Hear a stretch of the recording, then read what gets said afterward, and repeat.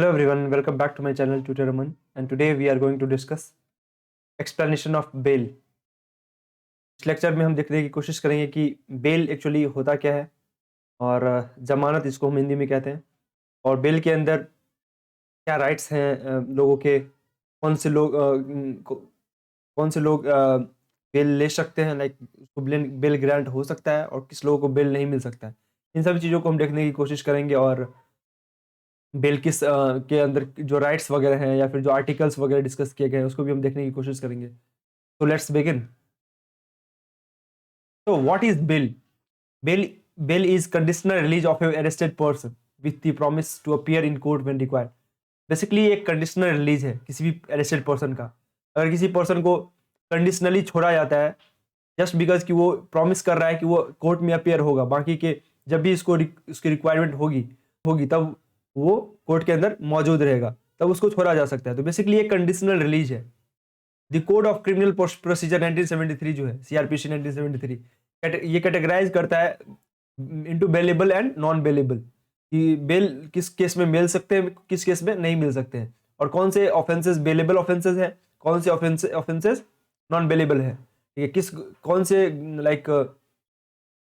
किस केसेस के अंदर यदि कोई क्राइम हो रहा है तो उसमें बेल मिल सकता है, तो किस तरह के क्राइम में बेल नहीं मिल सकता है, जमानत नहीं मिल सकती है। इन सभी चीजों को हम डिस्कस करने की कोशिश करेंगे। तो the person arrested for bailable offences में secure bail at the police station.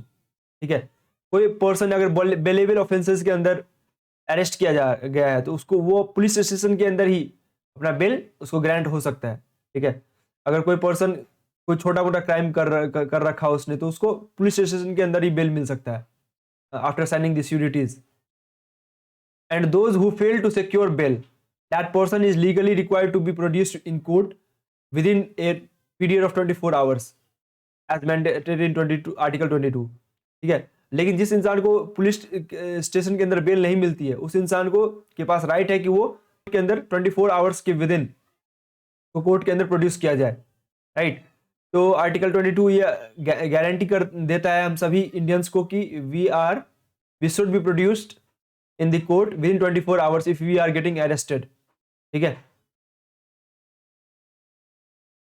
The first production of an arrested person is the first occasion when a decision on bail is made and where there is a oversight by the court.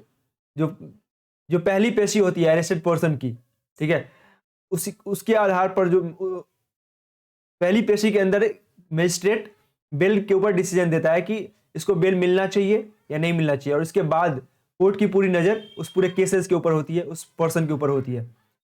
A bail decisions may be made on the multiple points of intervention in the criminal justice process. जो ठीक है, जो न्याय प्रणाली है उसके अंतर्गत bell का जो डिसीजन होता है उसको लेने के लिए मल्टीपल पॉइंट्स है जिसको समझना पड़ता है, इसको उसके अंतर्गत उस फैसले को दिया जाता है। तो बहुत सारी बातों को ध्यान में रखकर बेल ग्रांट किया जाता है किसी भी पर्सन को। However the first production remains the first critical point.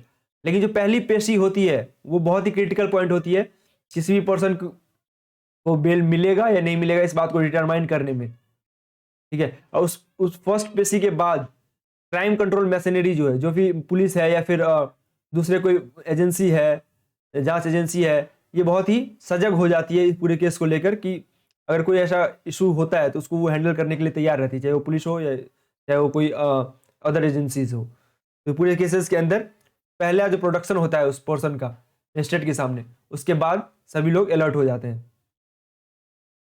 अब हम देखेंगे कि थ्री आउटकम्स जो कि आ सकते हैं पहले प्रोडक्शन के बाद। पहली पेशी के दौरान बेल के ऊपर 3 तरह के फैसले आ सकते हैं मजिस्ट्रेट के द्वारा। ठीक है, the first one is bail, कि बेल उस पर्सन को मजिस्ट्रेट के द्वारा बेल दिया जा सकता है, बेल ग्रांट हो सकता है। Second one is remand the arrested person to the custody for the police for further investigation. उस पर्सन को कस्टडी के अंदर ही रखा जाए ताकि उस पर्सन से और भी फर्दर इन्वेस्टिगेट करना हो। ठीक है, तीसरा कि पर्सन को demand the arrested person to judicial custody, कि पर्सन को जेल के अंदर डाल दिया जाए, प्रॉपर जेल के अंदर डाल दिया जाए, इम्प्रिजमेंट ऑफ जेल। 3 तरह के फैसले आ सकते हैं, या तो बेल मिल जाए या फिर उसको फर्दर इन्वेस्टिगेशन के लिए पुलिस स्टेशन के अंदर रखा जाए या फिर उस पर्सन को डायरेक्टली जेल के अंदर डाल दिया जाए, क्योंकि पता चल गया कि इसने क्राइम किया था। The decision between these three options could be guided by the need of balance. तो ये जो डिसीजन होता है, ये तीन जो ऑप्शंस है डिसीजन की, जो तीन तरह के जो डिसीजन है, इसको लेने से पहले चीजों को एक चीजों के बीच में एक बैलेंस रखना होता है, एक समन्वय बना के रखना पड़ता है। किन चीजों के से बैलेंस रखना पड़ता है, किन चीजों के बीच में बैलेंस रखना पड़ता है, हम ये देखने की कोशिश करेंगे। That is individual liberty of the arrested person.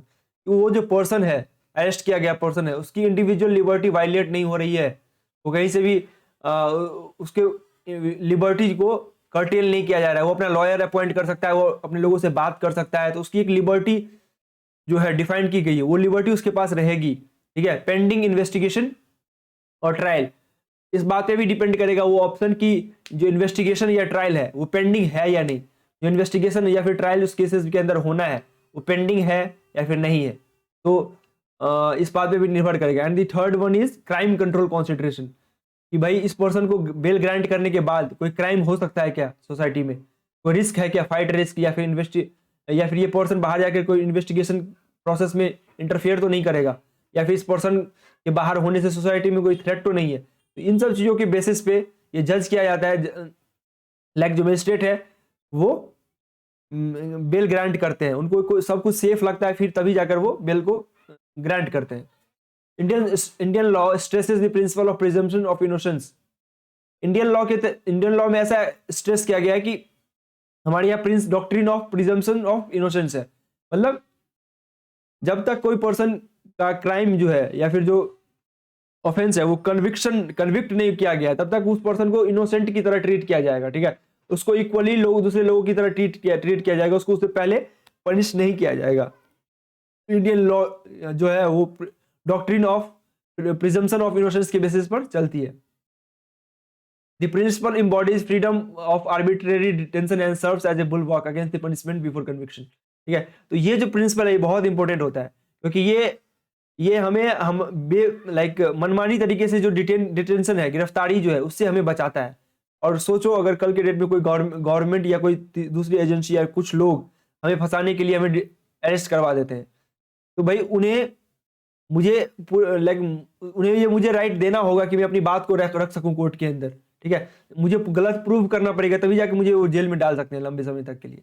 तो ये इस चीज को समझना बहुत जरूरी है कि डिटेंशन जो है वो आर्बिट्रेरी नहीं हो सकता जब तक ये लॉ स्टैब्लिश है कंट्री में, प्रिजम्पशन ऑफ इनोसेंस। मुझे इनोसेंट की तरह ट्रीट किया जाएगा, मुझे गलत प्रूफ करने के लिए कोर्ट ले जाना पड़ेगा। ठीक है, मुझे मजिस्ट्रेट के सामने प्रेजेंट करना पड़ेगा, बहुत सारी प्रोसेस इससे होके गुजरना पड़ेगा, और इसमें चीजों का गलत तरीके से हो पाना बहुत मुश्किल है। तो ये जो बुलवॉर्क है, बेसिकली ये जो प्रिंसिपल है प्रिजम्पशन ऑफ इनोसेंस, ये बुलवॉर्क का काम करता है, मतलब कवच का काम करता है कि पनिशमेंट ना मिले कन्विक्शन से पहले, इस बात को इंश्योर करने के लिए कि अगर दोष सिद्ध नहीं हुआ है, अगर कोई क्राइम प्रूव नहीं हुआ है, उससे पहले कोई पनिशमेंट नहीं दिया जाएगा। इस बात को इंश्योर करता है ये principle. I hope you get it. It prevents the state from successfully employing its vast resources to cause greater damage to unconvicted accused।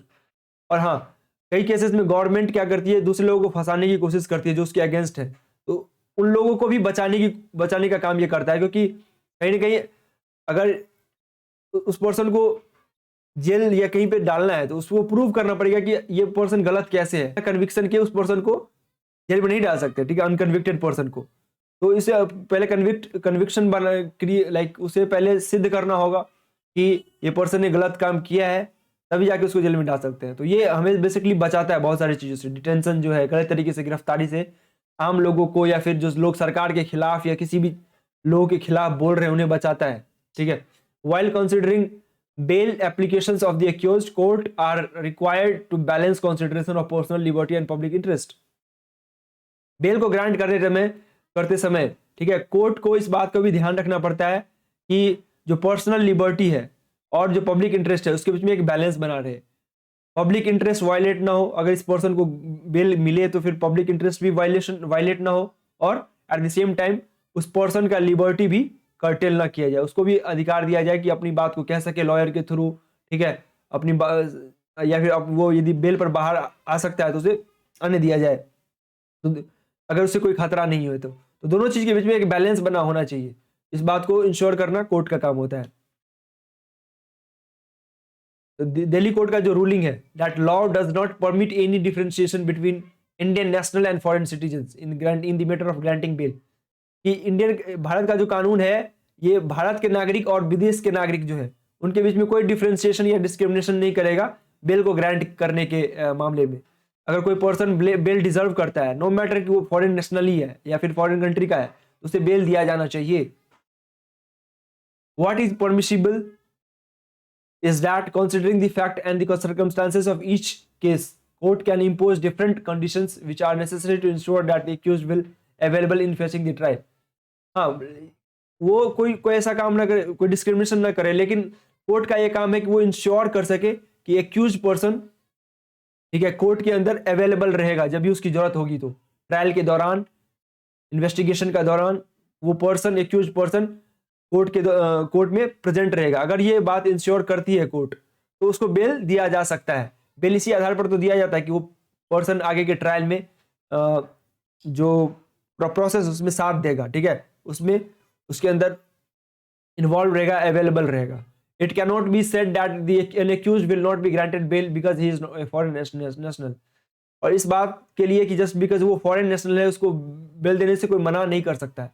उसको भी बेल का उतना ही अधिकार है इंडिया के कानून के अनुसार जितना एक नॉर्मल सिटीजन है को है। इंडिया के नॉर्मल सिटीजन को जितना अधिकार है बेल का, उतना ही फॉरेन नेशनल को भी बेल का अधिकार है।